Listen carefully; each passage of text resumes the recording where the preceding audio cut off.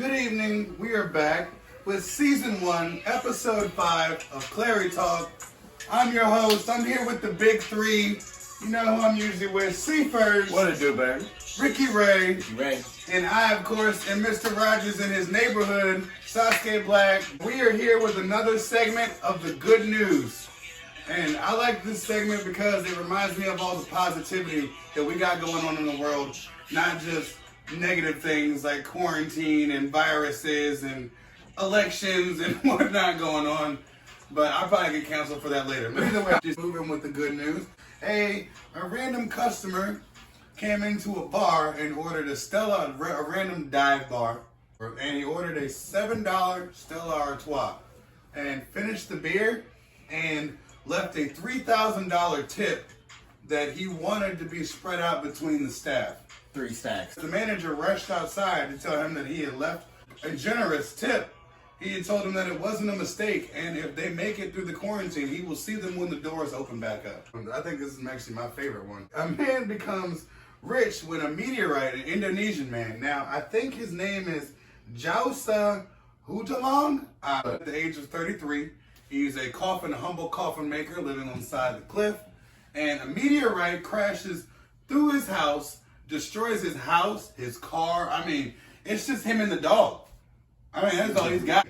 You know, like Coffin maker. Right, coffin maker. He was getting ready to be in one of them. Right? He was actually building one as this happened. He was making a coffin as this happened. First, it was too hot for him to touch, so he waited till it cooled down, and he took it to get, for the scientists to look at it. And apparently, this meteorite that weighs 4.5 pounds is worth about 850,000 a gram.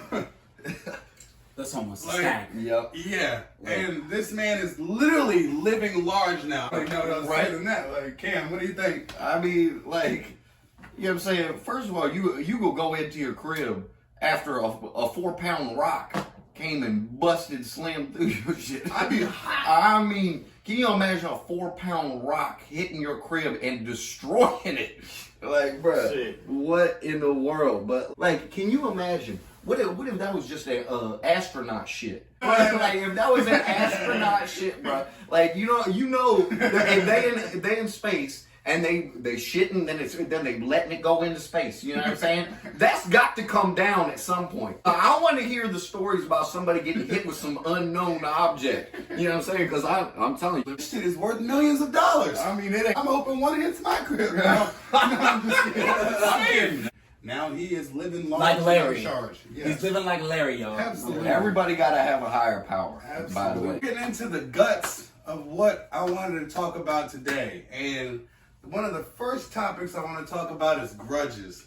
Weight of a grudge. The weight of a grudge is not even measurable, but the amount of time that you waste carrying it is.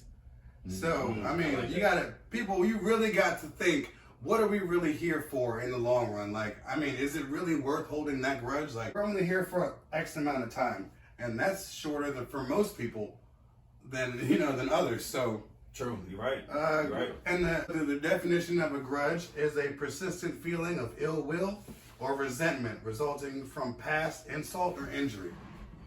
Cam, how do you feel about grudges? I try not to be, the person that's holding the grudges all the time, but I'm definitely not perfect. And we're all guilty of it. You know what I'm saying?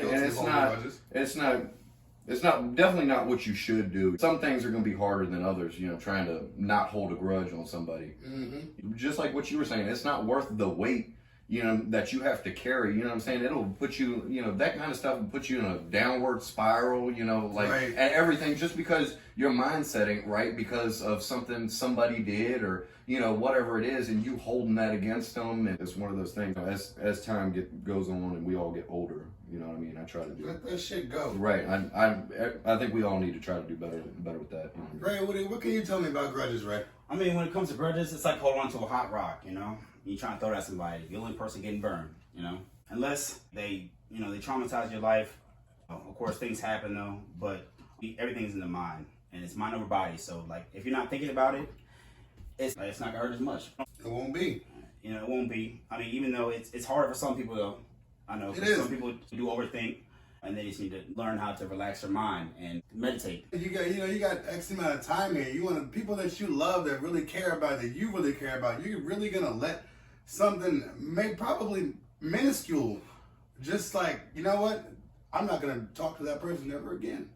Like, and that could be your last time talking to that person ever again. So think about that next time you're thinking about holding a grudge on somebody for some shit that they did to you.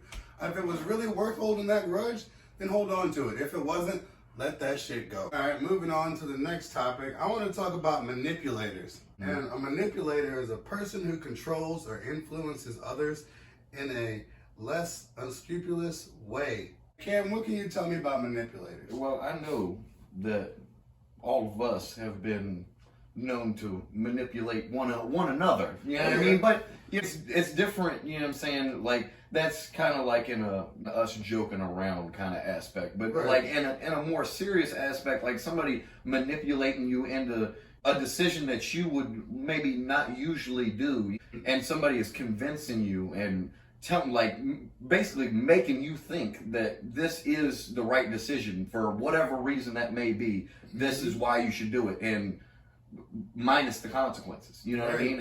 And manipulation. That's what it is for real. It's not okay. No, it ain't. Ray, what can you tell me about manipulators? Manipulation. It's not okay. You know, even the word manipulation. It's not a pretty word.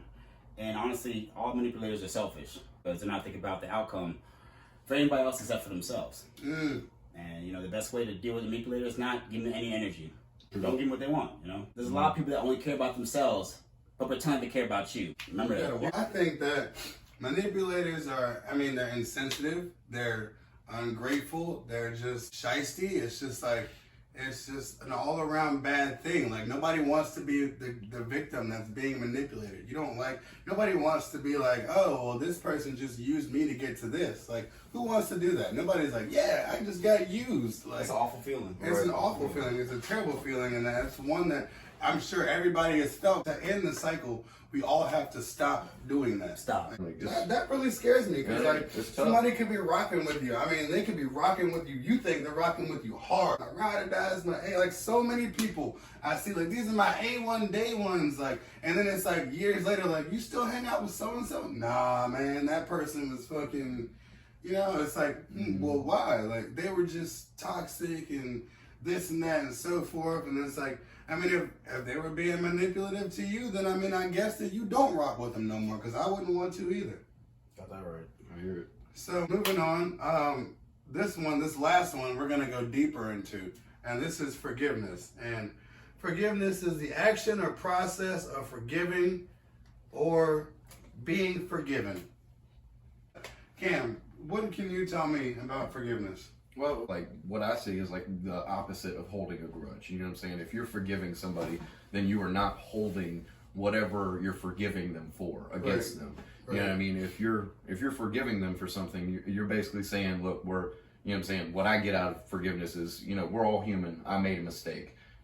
That's not going to happen again. You know what I mean? And then somebody on the receiving end is like, okay, I understand. I appreciate your apology.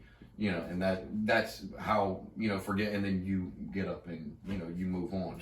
And that's the way it should be. You know what I'm saying? Like, I mean, depending on how big or small, I guess. Right. Ray, what can you tell me about forgiveness? Real shit, like kind of what y'all going off before, like there's situations where you can forgive somebody off of like what they did, or if you have so much of a grudge towards somebody, then you shouldn't be even cool with them, you know, or rock with them no more. And honestly, forgive that person, because it actually helps you out. Sometimes it's not for them. Sometimes you gotta forgive yourself too. Yeah, you're right. You gotta learn to forgive others even when it's hard, because sometimes it's hard to forgive others, and it might take some time. And time heals all wounds. That's one of my favorite sayings, is time heals all wounds. It does, for sure. If you can squash beefs and forgive people, forgive them. Forgive them. Don't let shit drag on. Moving on, we're gonna break into the types of forgiveness, okay? And there is 3 main types of forgiveness. Exoneration, which is basically the highest level of forgiveness. Like, you have a clean slate. Forgive and forget, if you will. Like, somebody has done ill to you or wrongdoing, and you know what, I forgive you. You know, Lord, they forgive them, they know not what they did. Type of situation. So Cam, what can you tell me about exoneration? So like you were saying, that's like the full form of forgiveness. You know, one side would be apologizing, you know, and the other side would be on the receiving end of that. You know, hey, I did this. I apologize for doing this. The other party acknowledges that, says, I get it. Shit happens. Dap each other up. Rock. Good to go. That's what I get out of that. Right. What can you tell me? Exoneration. I say forgive, but don't forget. You know, you can always forgive, but don't ever forget. Ooh. You don't ever get twisted. You're You can not always supposed to forgive, forgive, don't but forget. don't ever forget. Right. And there's a difference. There is a difference. That's all I gotta say about that. I like that.